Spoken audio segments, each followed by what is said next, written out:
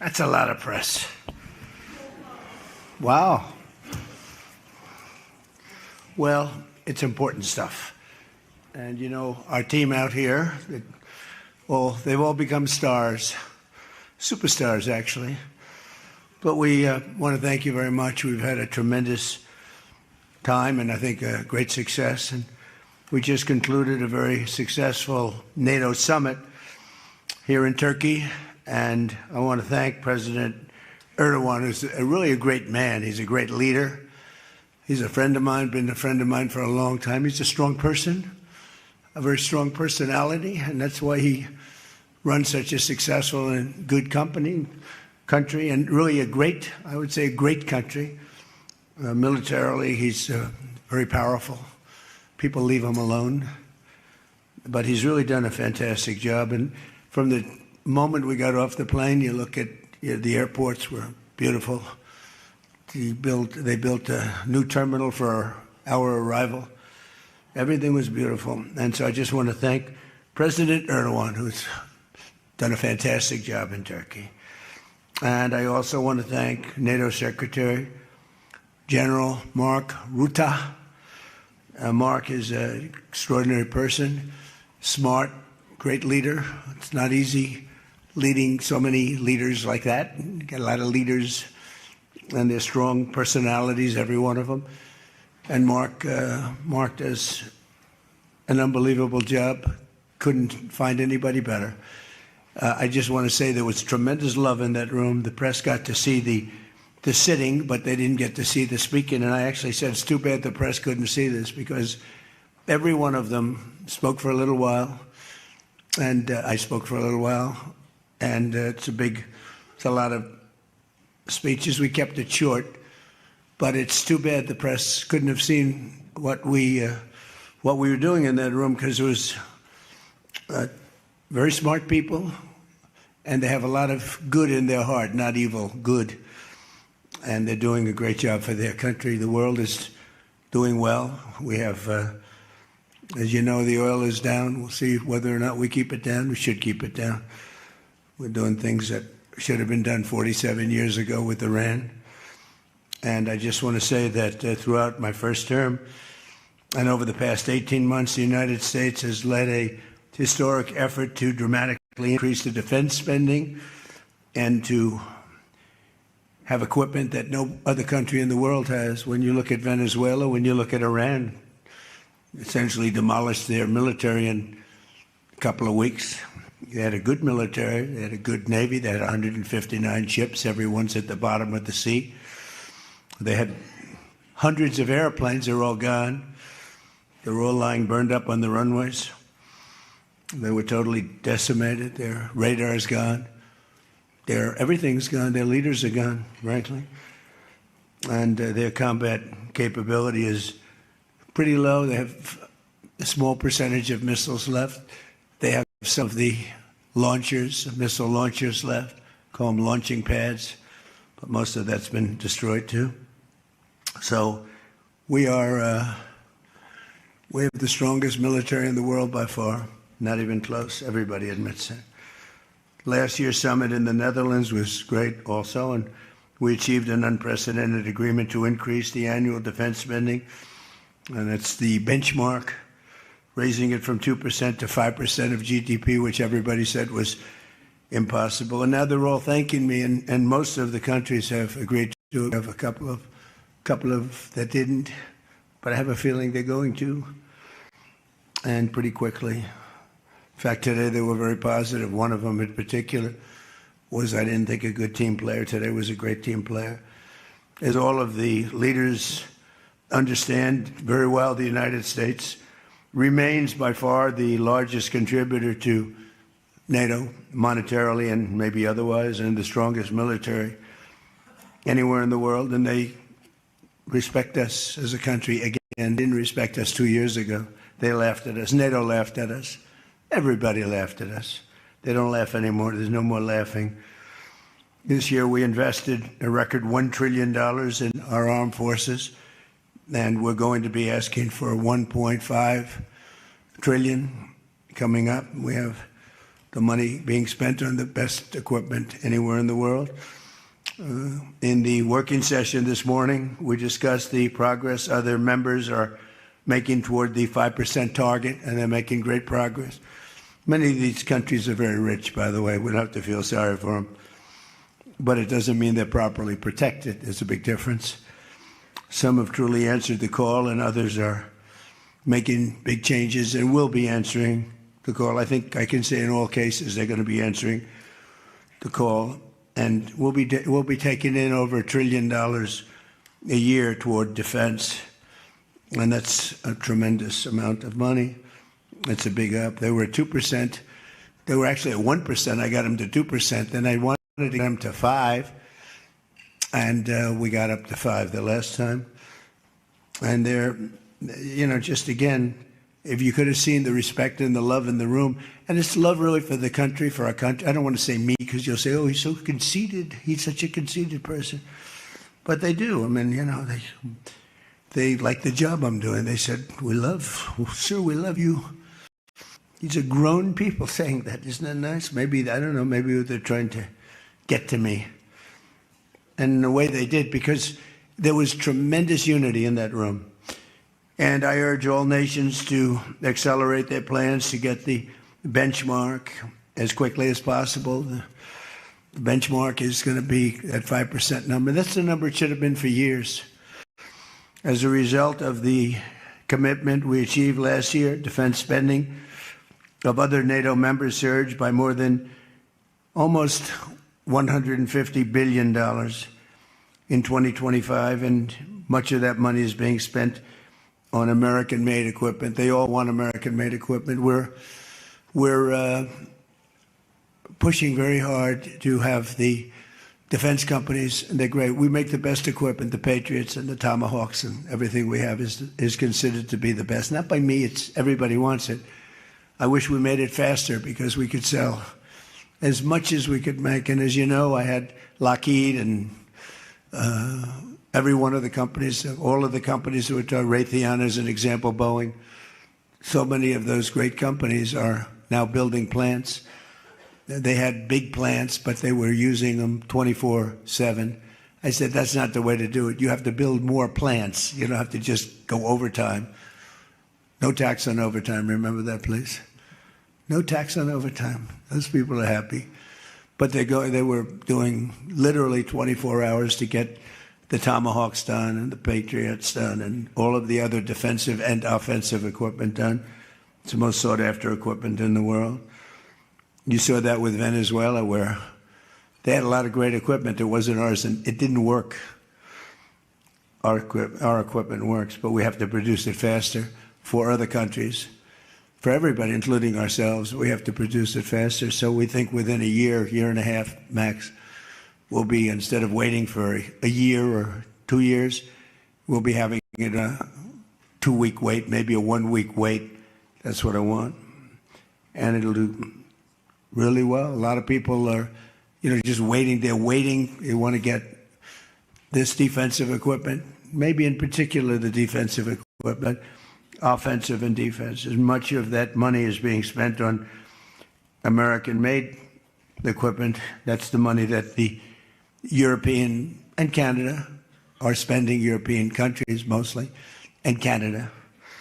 And they're spending that with the United States, largely. And it's American-made, made in the USA, as we say.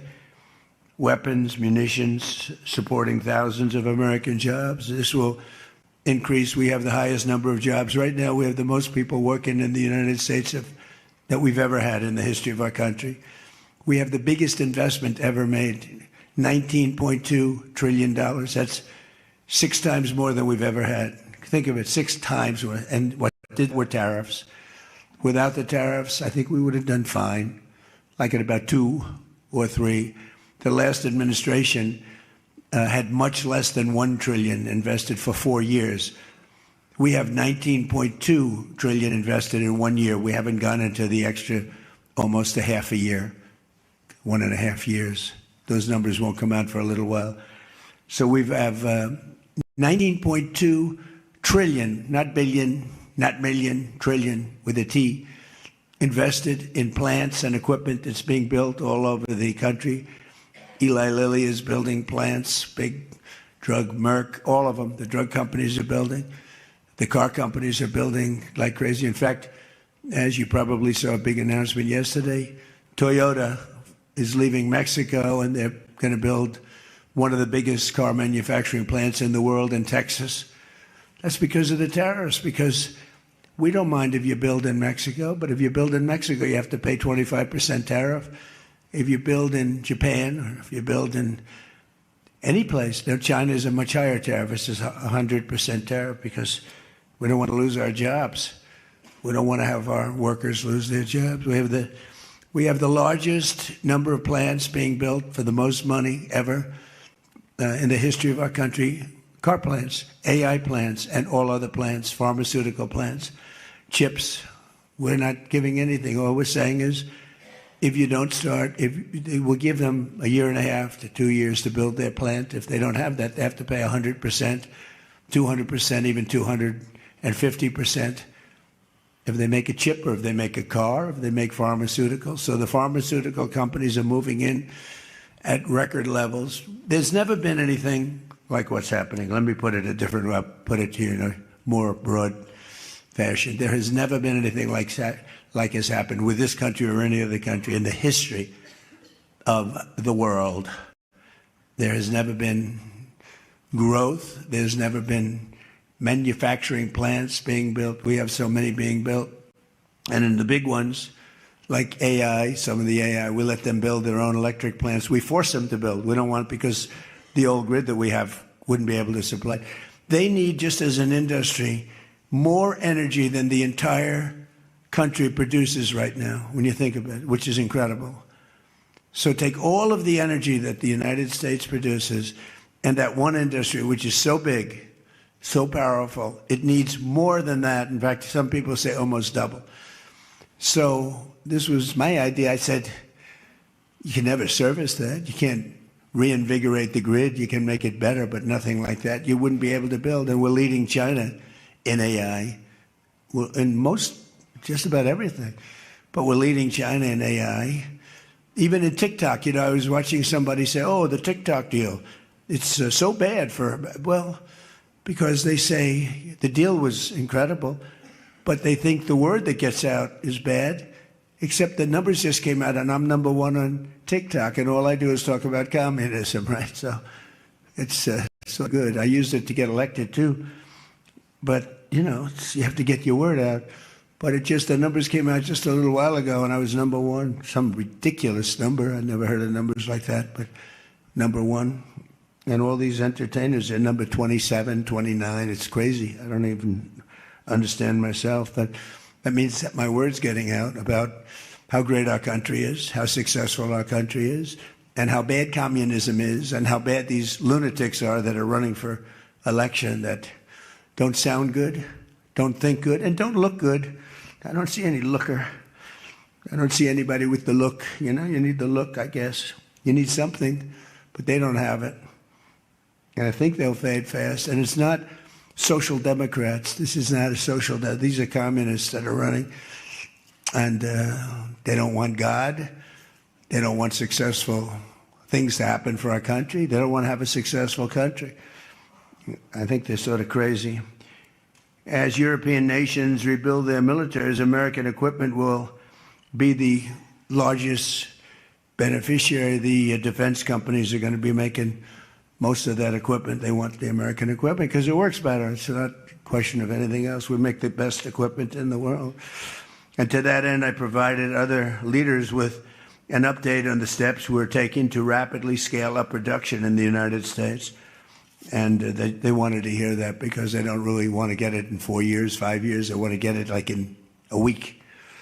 And we'll actually be at a point like that in the not too distant future with the plants that are being built. The defense plants, it's incredible. Lockheed is building, I think, 5. Some of them are building 3, 4, or 5, and they're big ones. It's going to quadruple the output we have with the munitions and the basic equipment itself, whether it's a Patriot or Tomahawk missile or any of the missiles that we make many missiles, different types, for different occasions. And just today at the summit, we announced $3 billion of new defense investments with U.S. companies. And Lockheed Martin will establish a world-class Patriot missile sustainment facility, a big deal in Europe. They're given a tremendous incentive by Europe to do that. All goes to the benefit of us and Europe because they're getting the best equipment. Northrop Grumman is moving forward with the sale of advanced American drone technology. We're actually the leader in drone tech. A lot of people don't know that. We have the most sophisticated drones in the world. And we're a real, I guess we're the leader, but we'll soon be the leader by many times over. And Lockheed and Rheinmetall are announcing a partnership to build the Army Tactical Missile Systems, which is a big deal. And Anduril is announcing a deal to build their new Barracuda missiles, which is a very highly sophisticated, fast missile, and we're doing that for Poland. Poland's doing very well, by the way. They're very, very good president, great president, I think. All of these agreements directly benefit the U.S. defense industry base, and what it really does is it means jobs. And again, I have to just say that when Toyota announced yesterday, I wasn't that surprised, but everybody wanted to get that. That's the largest, I think it's going to be the largest plant in the world, car plant, and they're moving into the United States. And again, they're doing that to avoid paying the tariff, because if you build your product here, you pay no tariff. If you don't, you pay a 25% tariff, depending, 35% sometimes 100%, 200%, depending on what the product is. As an example, we're doing great on steel because we charge tariffs. So now all of a sudden the steel industry, which was absolutely dead a few years ago, I revived it in my first term, pretty good. And then they blew it in the Biden term. What a shame. They just blew it right out the window. They had no idea what they were doing. And I quickly revived it at the beginning of this term, year and a half. And the steel business is through the roof. We don't even make aluminum anymore. Now we're going to have the largest aluminum plant in the world being built in Oklahoma. I love Oklahoma. 77 out of 77 counties, 3 times. And it's great. It's a great state. They're going to be building the largest aluminum plant in the entire world in Oklahoma. It's starting very soon. Over the course of the past 2 days, I had a number of excellent discussions with other leaders at the summit and held productive bilateral meetings with essentially all of them. We had dinner last night. Just about all of them were there. President Erdogan of Turkey, as well as President Zelensky, and he just came in, as you probably saw, had a little press conference, and also President al-Shara of Syria, who's doing an unbelievable job in unifying Syria. What a job he's doing. Syria was a mess with what happened with the previous government, you know that. Very dangerous place, and now it's just come together. He's done a fantastic job. People are talking about it. In every conversation, it was clear that America is back, and we're stronger and bigger and better than ever before. We have more jobs, as I said, than ever before. And we're respected again like maybe never before. We are so respected as a country. That's why I wish I told the Secretary General, Mark, I said, it's too bad the press could not see what's happening in this room. You saw the big round circle with all of the leaders of all of those countries. And I don't know, I think they should allow it. The theory is that they won't be speaking quite as freely, and it won't be quite as good, but who knows? It was amazing, actually. The unity in that room was incredible. Really a love. It was sort of pretty wild. There was a love in that room that was great. So this was a tremendously successful summit. And again, I want to thank President Erdogan, Turkey, and President, so many of the presidents, prime ministers, they were all here from NATO, the NATO countries. And in particular, we have to thank the Secretary General Mark Rutte for doing a fantastic job. He really put on a tremendous, his was just something, he he's a unifier. He's a tremendous unifier. So I could take a few questions. We've done a few of these already today, so I don't think we should take too many. I don't think we should take, like, so we're going to keep it a little bit short, and I know a lot of you are going home. Some are going with me. So go ahead, please. Sir, yes. Yes. No. The gentleman right here. The very tall gentleman who's very insecure. He doesn't want to ask the question. He's a handsome guy, but he's very insecure. Go ahead. Do you want to shout it out? Give him a mic. How about giving him a mic? You shout it out. Mr. President, your operation in Venezuela has been lauded as a military success, and yet the Iran war seems to be a strategic dead end for you. Why are you apparently unable to end the Iran war? So I think we're doing just the opposite. The Iran war has been a tremendous military success. And, you know, I can only answer the question by saying they're not going to have a nuclear weapon. I think I was there for one reason, that Iran cannot have a nuclear weapon. I call it, we denuclearize Iran, and that's happened. They will never have a nuclear weapon. That stuff is so far down under a mountain. It's a granite mountain that collapsed on top of it. Take months to get it out. I think it's a tremendous success, Iran. And you see the oil prices are lower than they were when I started. And people like to say that, but look, they have no military left. Their Air Force is gone. As I said, their ships are gone. 159 ships are gone. They're at the bottom of the sea. Their radar is gone. Everything's gone. So when you say not a success, it's a tremendous success. The fake news likes to say how well they're doing. They're doing terribly. They have 350% inflation. When the war started, they had like 6%, 5%. They want to make a deal, but they don't know how to make a deal, and then they go around shooting ships at night. I don't like that. You know, they're dealing with very fine people. They're dealing with Steve Witkoff. They're dealing with Jared Kushner and J.D. Vance, and they're dealing with Marco and Scott. They're dealing with great people, but I don't know. I think they're a little loco. They're a little crazy. But they told us they'd like to go to the funeral of a person who was killed a lot of people. Khomeini killed a lot of people over the years, and there for a long time. Don't forget, what we did should have been done 47 years ago. It could have been done any time within 40. This has gone on for, they were the bully of the Middle East. So they're a much different country. Now, in one day, all of their anti-aircraft things are gone. That doesn't mean they're not going to get a plane at some point.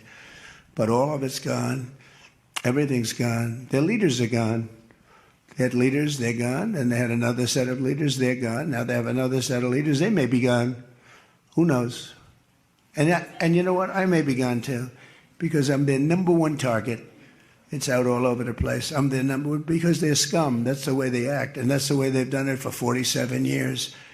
But I'm doing what's right for the country. I'm doing really what's right for the world. They have to be stopped. And they've killed thousands, hundreds of thousands of people. They killed 52,000 protesters over the last 3 months. So when you say we're not doing well, I think we're doing phenomenally well. Our military has been incredible. Plus, we had a blockade. Did we have a blockade? Did you ever see a blockade work that way? You know, for you that said we're not doing well there. We did great in Venezuela. That was a one-day war. And they're very good military. You know, it's a very military country. We took out one of the worst human beings in the world, Maduro, and he's in jail waiting for trial. But what he did to this country was incredible, including the fact not only the drugs, but he had people pour into the country from prisons. They opened up their prisons. They allowed them to come in. We're getting them out. We're getting them all out. But we have, with the Biden open border policy, with Kamala as your border czar. Remember, she was a border czar, but she never called Border Patrol, never once, and she never went to the border. The border was a disaster. Now it's fixed. It's fixed where we have nobody, and I don't do these numbers. 0 people come in through our border, through our southern border. 0. And that's been announced now every month for the last 12 months. 0. We had millions of people come in, under 25 million people, I think more than that under Biden. And they weren't people that you want, and for the most part, they were drug dealers. They were escaped from, think of it, all the prisons, and I'm not just talking about from South America, I'm talking about from the Congo, I'm talking about from all over the world. The prisons were emptied out. They were emptied out into our country. But they had the worst murderers. We had people allowed in our country that should never, and they walked in through an open border policy. And all I'm saying is that you're lucky we won this election. Yeah, please. Go ahead. Go ahead. No. Yes, go ahead. Thank you, Mr. President. Iris Tao. Who you with? NTD Why don't you Television. say your name and who you're with? It's always helpful. Thank you, Mr. President, for doing this. Iris Tao with NTD, with a sister media with the Epoch Times. Okay. On communism, you've been issuing a wake-up call to Americans at home about the dangers of communism. And now Yeah. you're speaking on the world stage. What's your message to people both living under communist and socialist regimes, but also people living under democracies like in Europe and America who might not have realized how close communism has come to home? Yeah, that's a great question, actually. But look, I want to get the word out because what's forming is communism in the country. And communism's easy to sell. I would be the greatest communist in history. I'd be right up there with Lenin. I'd be as good as anybody. You've got free rent for the rest of your life. What they don't say is that you'll be living in squalor in 12 months. You've got a free house. Would anybody like to have a free house? We'll take it away from somebody. We'll give it to you. You'll have murders all over the place. Communism's a disaster. It's been proven to be for thousands of years under different names, but same thing. It's very important. And, you know, it's funny. One of the reasons I do so well with Hispanic people, I set a record, Republicans. I get great numbers for the election, helped me get elected in a landslide. The Hispanics, because a lot of them came from countries that were essentially communist. You know, whether you call them radical socialists or communists is not that much, but there's a little difference. When they say social democrats, we're social democrats, it sounds so nice. It's not nice. It's a very dangerous term. So I do talk about it, and I talk about it on TikTok, and I talk about it everywhere. I talk about it here. And you're right, it has become international, but it's never worked, and it's not going to work. What is working is the United States. So think of it, we have more jobs than we've ever had. People are making more money than they've ever made. I'm talking about workers now. I'm talking about workers. They're making higher salaries than they've ever made before. It's just the best system, and it's got flaws, but everything's going to have a little flaw, but it's been amazing. And when I watch what's happening, and I see these lowlifes getting, I mean, they're lowlifes. I watch them. I know good people. I know quality people. These are essentially lowlifes. And when I see what they're talking, I think they're very dangerous in many ways. And I've said it, and then I said, boy, that's a pretty big statement. Then I realized, you know, a couple of people said, I think you're probably right. I think this country, with this thing that's going around, is in more danger than it was during World War I, World War II. If you talk about September 11th, if you talk about Pearl Harbor, that was big danger. I think the concept of us going communist, because one thing that happens when you go communist, you never come back, never comes back. You die in squalor. You die a horrible death. You die in squalor, and it gets very evil and very nasty. Yeah, please go ahead. Mr. President, Tyler Pager with the New York Times. Last month you said Iranian leaders were very rational people, nice people to deal with, strong people, smart people. Today you said they were scum, sick people, and being led by sick people. What changed, and do you think they're... I got to know them. So I've said that about a lot. Now, when you say rational, I think they're much more rational than level 1, level 2. Level 1 is gone, level 2 is gone. This is level 3. I think they are more rational, but based on their actions over the last week or two, they're not doing a service to the people. And I think more than anything else is I got to know them. And I'm not sure I want to make a deal with them. We can play games, but I'm not sure I want to make a deal. I just finished the job. Yeah. Go ahead. Go ahead. Go ahead. Go ahead. Thank you, Mr. President. Steve Sedgwick from CNBC. The oil markets are up today around about 7% for WTI and Brent as well. The world is taking you at your word, sir, that the MOU is over, that the ceasefire is over. What happens next, sir? Are we on the cusp of a full-scale return to full conflict? Well, I'll tell you what happens next. We're never going to see Iran have a nuclear weapon. because that's much more important than the numbers you're talking about. The prices of oil are dropping like a rock. Now they'll be up a little bit, and this will end very quickly. We have an oil glut right now because we got all those boats out of the Strait, and it's going to drop, and I've predicted everything. I've been right about everything, and I have been for a long time. That's how I got to be president 3 times. That's how I won 3 elections. I did very well in the second one, won it. It was a rigged election. But I've been right, and oil's coming down. Now, I have to make sure of one thing, that we don't have lunatics having control over nuclear weapons. So we have that now. There's no way they have a nuclear weapon. We have cameras, as an example, on the site that those beautiful B-2s at 1 o'clock in the morning 10 months ago blew up. They blew it up. We have cameras, that's called Space Force, if they're in space. But we have cameras that can read the badge of the person going over to a site. Mohammed something. We say it's Mohammed something is there with shovels. Well, shovels won't get you there. The biggest machinery in the world probably won't get you there, if you want to know the truth. It's way, way below. But we're watching that. And if anybody goes there, they get blown up. So nobody's going to touch that. Eventually, we'll take it. But what we do have is we have that. That's gone. If we wouldn't have had that, they would have had a nuclear weapon, and they would have wiped out Israel. If I weren't president, Israel wouldn't exist. And we did it 2 times. When the JCPOA, the Obama deal, when that was originally conceived, everything went to Iran. 1.7 billion in cash, hundreds of billions of dollars. They thought they could buy peace with these people. You can't do that. So the big thing we have is more important than anything we can talk about is you can't let lunatics have nuclear weapons, and we've stopped that. And that should have been stopped on a couple of other occasions, too, with different countries, but they didn't do that. Yeah, please.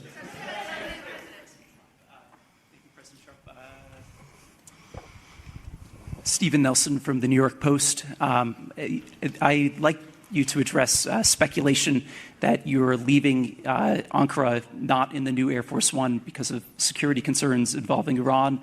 You've spoken today twice about them possibly assassinating you and possibly being successful. Did that concern have something to do with it? Well, I speak about it a lot because, you know, the life of a president is very dangerous. It's 5.2%. You know what a race car driver is? 1/10 of 1%. A bull rider, that looks pretty dangerous to me. It's 1/10 of 1%. No, it's 5.2% is you don't make it. You should have told me. You're an excellent reporter. You should have told me that years ago. Maybe I wouldn't have run. It's a very dangerous profession.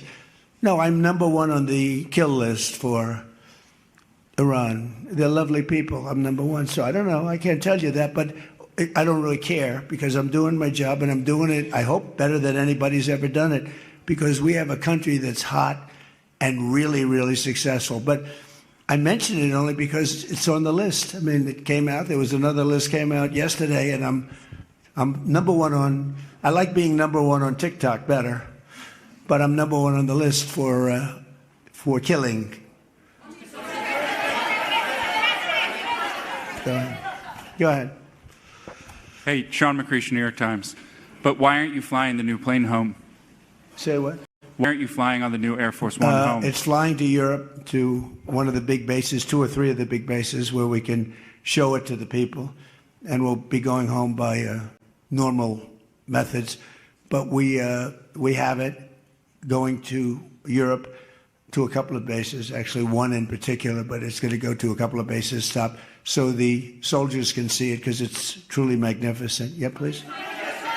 Go ahead. You want to go? Okay, go ahead. Mr. President, Harici Media, Tunç Akkoç, Türkiye. Mr. President, it seems that the war with Iran may start again. What do you expect from your European allies? I don't think it's going to start again. I think it's going to go very quickly.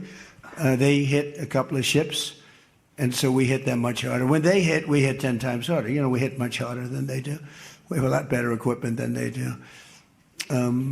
We may even, somebody asked before, do you think you'll hit them tonight? I said, we might. Yeah, we might. But when they hit, we hit. You know, it's what we use their language. We speak their language. No, I don't think so. I think anything that happens is going to be over very quickly, and we'll only make it safer, including for oil. Oil is going to be very free, very easy, and it's going to happen very fast. We have the Hormuz Strait. The boats have pulled out. I mean, there's a gusher of oil right now. We have a lot of oil, and no, anything that happens is going to happen very fast. We're not looking for long term. Okay, go ahead, Red. Today, Ines de la Cuetara with MS Now. You said today that countries... You're with who? MS Now. MS Now. That's a failing network. Why would you want to work for them? MS Now, can you imagine? They wanted to get away. They took the name NBC because they were embarrassed by it. Go ahead, let's go. When do you hear this question? You said today that countries like Spain, Italy, and the UK were not there for the U.S. and it's with Iran. Should those countries be attacked, will the U.S. be there for them? Well, I'll tell you what. Number one, Spain has been very bad, but Italy's been good, and almost all of the countries have been good. They just had a bad moment. They didn't help us. We didn't need their help, but if we would have wanted their help, I said, by the way, if I want help, Sir would rather remain on the sidelines, and I didn't like that answer. UK gave an answer that was sort of weirder than that. They went out. I said, would you like to help? They said, we do, but we want to wait till the war is over. This was not in the spirit of Winston Churchill. So, yeah, I mean, I'll tell you what, I can only say if there's one word that comes out of today, it's unification. I've never seen anything like it. Every one of those countries, they love us, they love each other. That was tremendous unification. It was a nice thing to say, and it was a very fair question, too. Yeah, green? Yeah, you're wearing green, right? Thank you, Mr. President. Eda Turul from Haber Global TV, Turkey. Mr. President, after your meeting with President Erdogan, can you tell us whether you and President Erdogan reach an understanding on Turkey's return to the F-35 program and the future of U.S.-Turkey defense cooperation? And do you believe U.S.-Turkey relations are entering a new chapter right now? Well, I had a great relationship in my first term. You remember Pastor Brunson, and he was put in jail for 35 years, and I called. He was an evangelical hero, actually, very good man. And I called President Erdogan, and he let him out. I didn't pay anything like Obama and Biden pay billions of dollars all the time. I never paid any for anybody. I just tell him, let him out. Let him out. But in this case, I didn't say it the second way. I said it the first way. I said, look, he's a good man. He's highly respected, and the evangelical, and I'd like you to let him out. And he was in my office, in the Oval Office the following day, Pastor Brunson. I had a great relationship. When Sleepy Joe Biden got in, bad things happened with a lot of things between the border. Everything was bad. We were laughed at all over the world, and we had a very bad relationship with a lot of countries. I think Turkey was one of those countries. But that changed on November 5th when we had the election, and it's one of our best relationships. We have a great relationship, and they're talking about the F-35 airplane, and it's the best plane, and everybody wants it, and we have to make a decision who we give it to. I mean, my inclination, because he stayed out of, he's not a huge fan of Bibi, and he's not a huge fan of Israel, but he stayed out of that war. He could have gone into that war very easily, and he didn't. At my request, he stayed out of that war. He's been a very good ally. I mean, Marco could tell you we have a very strong relationship with Turkey. You know, it's a very big country. It's a very powerful militarily. It's the second most powerful country in NATO. It's a NATO country. So whether or not we do that, I haven't totally made up my mind. But my inclination is to say, look, he's done everything. He's helped us in so many different ways. And you know who else has been good to us? China. China never came into the war. They get 50% of their oil from Hormuz Strait. They never came into the war. They never said, I'm going to send a ship in 5 destroyers along each side of the ship. They never did. No, President Xi's been great. Everyone's been sort of great, to be honest. You know why? Because they respect our country again.